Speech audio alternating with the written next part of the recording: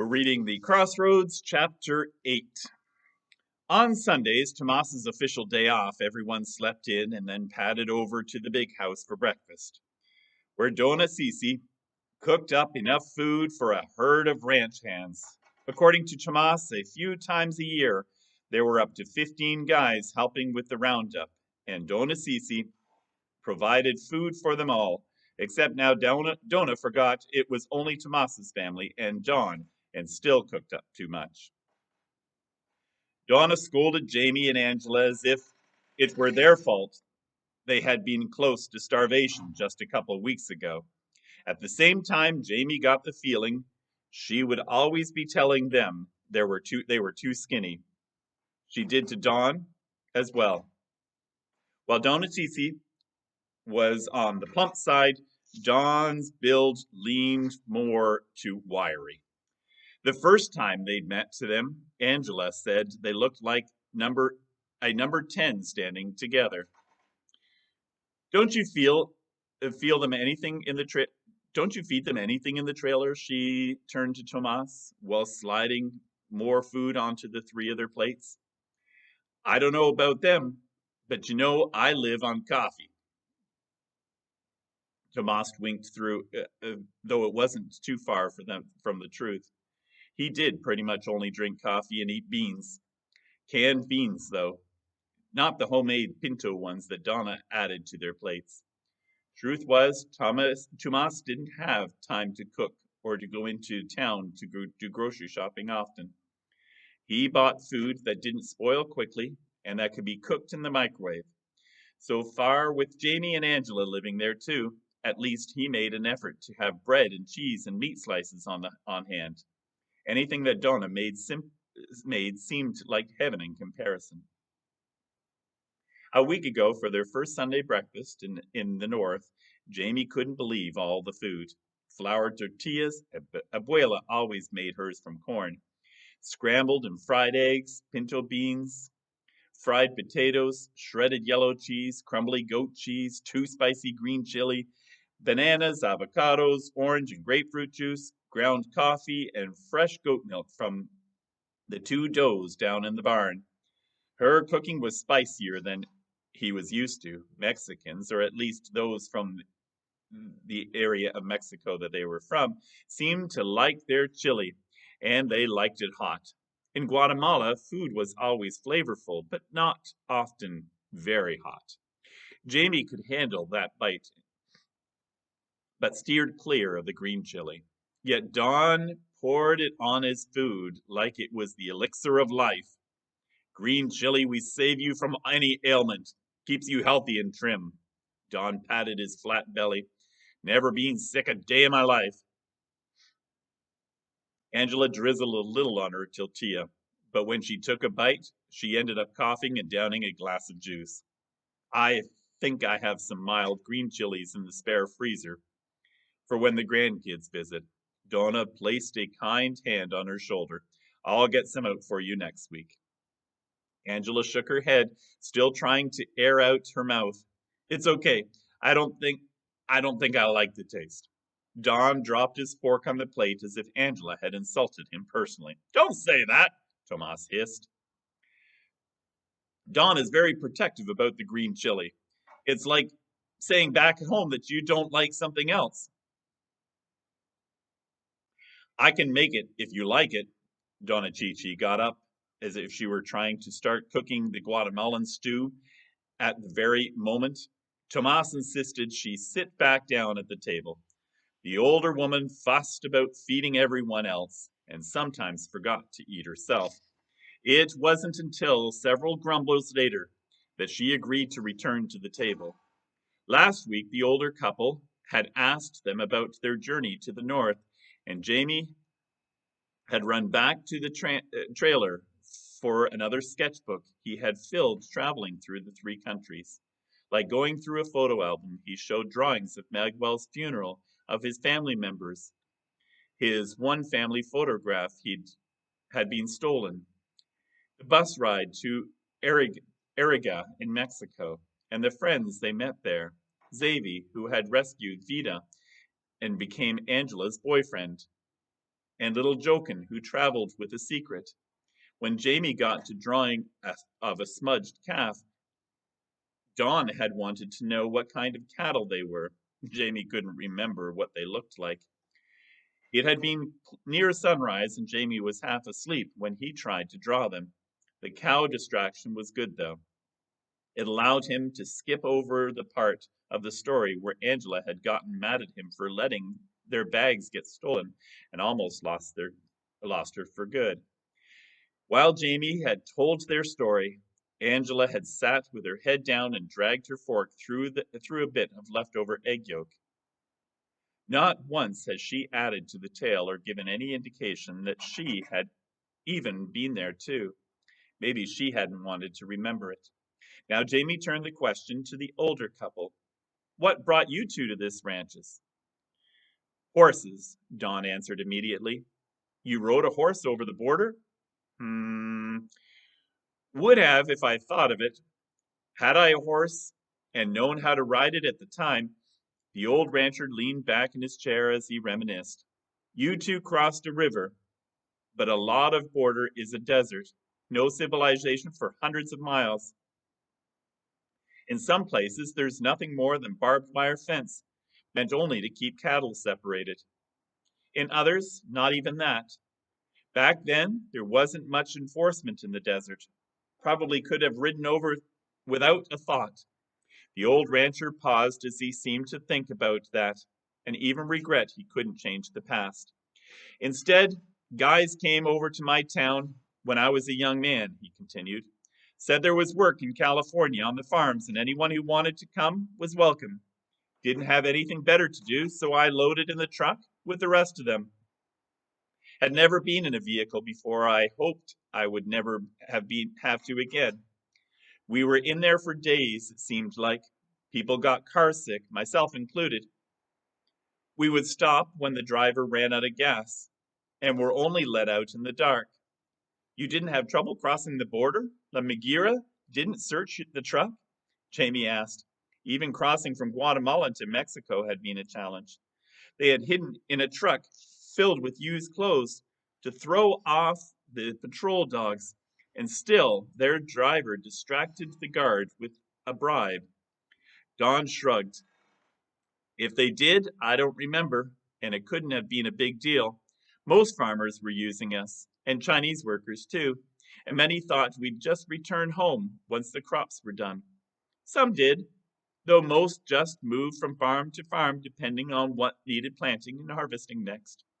The country was built by immigrants, Jamie remembered. Mises saying in their social studies class. The immigrants did the work no one else wanted to do, or the work no one was willing to pay more money for others to do. Only those desperate or without other options took these jobs. It was one of the few things Mrs. had taught this week that Jamie had understood, because he knew it all too well. It didn't take long for me to realize I didn't like farming, probably not even a week. Don continued, I got caught pulling a weed out of one of their horses' tails, and the foreman, a nasty twerp from Sonora, gave me a lashing and docked me a week's pay for laying my dirty hands on the steed. Decided I wasn't going to have none of that, and just left. Did they come looking for you and bring you back? This time Jamie remembered the Alphas back home, and how they would have come looking for him and Angela had they stayed in the country. Through his weathered face, Don gave Jamie a look that said getting caught had never crossed his mind. I wasn't a slave, and I hadn't charged anything for the company store, which lots of others did. They hadn't paid me anything at that point, so really, it was them that owed me. Didn't matter, I just wanted out. Was hitchhiking back to Mexico when I heard of a Mustang roundup. They're wild horses, and as work it sounded better than planting asparagus. George Padre was there, the current George's papa. Saw that I worked well with horses, even though I'd never been around them before, and brought me here. Haven't wanted to leave since. When was that? What year? Jamie asked. Oh, after the dinosaurs, I'm pretty sure. There was one time I thought I was one, but it ended up only being a woolly mammoth instead. Don winked at the idea that maybe he honestly didn't know his age or the current year crossed Jamie's mind. The man never mentioned years and numbers, but rather referenced things like the year of the forest fire and the season the calves were all a bit cross-eyed. And during all this time you never learned to speak English? Angela asked the old man. Donna Chichi shook her head while scowling at her husband. Apparently, Angela had hit a sour spot between the two. Don sat tall in his chair and looked at Angela right in the eye as he spoke. Here, so close to the border, there's always people that understand me. And how often do I talk to people? The horses and cattle, that's my job. And they don't care about my native tongue. I wasn't about to be like everyone else. I may have lived here most of my life, but that doesn't change who I am. A poor man from Mexico. Jamie agreed. Why did he have to adapt and blend in? He didn't need English, just like Don didn't. Mrs. McAllister spoke great Spanish, and Samuel in his class didn't like being a translator, but he still helped when Jamie needed him. Next time someone said he should learn English, he'd reply that he was remaining true to himself, just like Don. He didn't need English to work. His art would speak for itself. But being able to speak English can open so many doors, Angela said. You can travel almost anywhere and find someone who understands you. My traveling days are over. If I can't get there on horseback, it's not worth going. Besides, in all my years, I never once came across a situation where knowing English changed the outcome. Angela opened her mouth like she was about to argue, but the looks from both Donna Chichi and Tomas said it was useless to try and teach an old cowboy new tricks. The tension in the room remained thick until Jamie turned to Donna Chichi. And how did you come to work here? The older woman stood up from the table and began to load the dishwasher. My story isn't nearly as interesting. I came with my parents. And again, it wasn't hard to cross. Just told the guard we were grocery shopping and he believed us, since we only carried the empty grocery bags and a bit of money. He didn't know we didn't have anything else. Lost everything in a fire. We came up here and I met Miss Eleanor, Mr. George's mom, at church when she and her hands full with a newborn, and Mr. George who was barely walking. George Padre wasn't interested in helping with his children, so she was on her own in that regard. We had never met, but she just turned to me and asked if I wanted a job. I said yes, not even knowing or caring what the job was. At that time, no one worried if you had papers, just as long as they didn't have to pay you as much as a gringo. But people worry about that now. What if you get caught? Jamie asked, though what he was really asking was how safe they all were here on the ranch. Don must have read his mind because he placed a hand on top of Jamie's. There must be close to 100,000 undocumented workers in New Mexico. We work on the farms and ranches out here, and in the cities, we work in construction of restaurants or clean houses. If we're all taken, the state won't be able to survive. Everyone knows we're here, but as long as we don't get in trouble, they're happy with us doing the work they don't want to do. And let me tell you, this ranch is too far away from anything for someone to come down the bumpy dirt road who shouldn't. The worry eased. The old man had a point. Just getting to school took nearly an hour. Jamie's family helped Donna Chichi put away the food, half of which went into containers for them to take back to the trailer. Once the kitchen was spotless, to the point that even Abuela wouldn't have been able to find a speck of dirt, they moved through the hallway filled with photos of Mr. George's parents, children, and grandchildren. Jamie's favorite was a framed newspaper clipping of an old photo showing a group of men around a corral of wild-eyed horses. The two young men closest to the camera were blurred and unrecognizable, except that one had long, dark hair and the other short. Yet there was something about the two men that made them seem happy and at home around the wild horses. Is one of these men you, Don? Jamie asked. The old man grunted. Yeah, the one with the bad haircut. My friend Sandy is the good-looking guy next to me. He squinted at the herd of horses and pointed to two ears barely visible in the black and white photograph. And that was Rena, my first horse. Never let anyone ride her but me. Jamie searched the edges of the photo looking for a date, but wherever cut it out, but whoever cut it out of the newspaper hadn't preserved the year. He followed the others into the TV room, which was really more like a movie theater. The screen extended larger than Jamie's arms and lay flat against the wall. A couch the shape of a massive U covered the other side of the room, and to top it off, a popcorn machine stood in the corner, a real popcorn machine. You're sure Mr. George wouldn't mind if we watched something? Donna Chichi shook her head. He lets me watch whenever I want. He's always paying for the service, so someone might as well take advantage of it. Even though they were stuffed from brunch, they made popcorn because how could they not? And each settled on a section of the couch.